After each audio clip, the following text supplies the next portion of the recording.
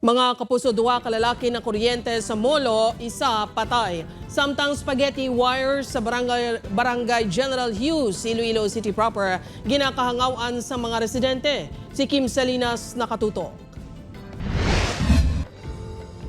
Ginbawian sa kabuhi ang 47 anyos nga si alias Big, samtang na ospital naman ang 27 anyos nga si alias Red matapos makuryente sa sulod sang Iloilo Fishport Complex sa North Baluarte, Molo kahapon. Base sa record sa Molo PNP, ang duwa ang mga trabahador sa isa ka junk shop nga nagakarga sa mga salsalon sa truck sang aksidente nga nakatandog ang boom sa linya sang kuryente.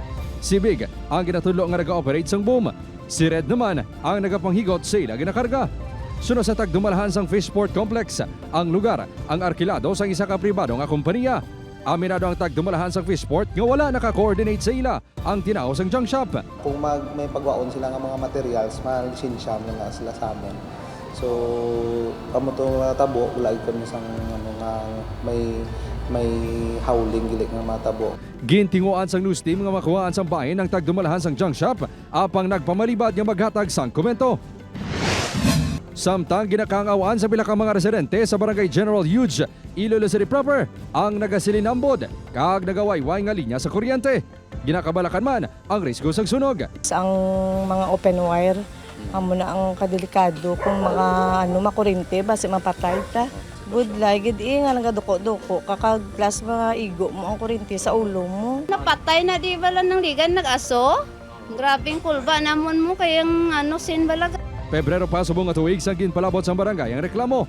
Ginislan man kuno sang more power ang danya poste. Apang wala pa diri masaylo ang mga kable. Ginimo lang nila suno sa kay kagawad no sa kwan nga ging atong open wire nga isa ka bilog ging butangan nila tape kaging butanga pasaka lang. Pero hindi pa na solusyon niya sir kay tungod nga ti kayon gidi kay may nagatanday pa to sa balay sang tao ang mga spaghetti wire gakamang to sa Topia.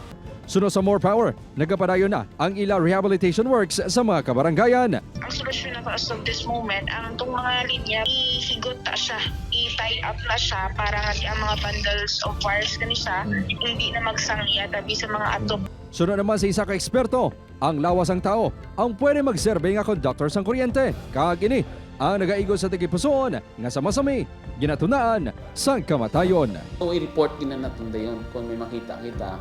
Tawag kita sa mga utilities company na i-respond yan nila. And hindi kita mag-dare kung hindi kita train nga tao. Upod Kermel Porquia, Kim Salinas, 1 Western Visayas.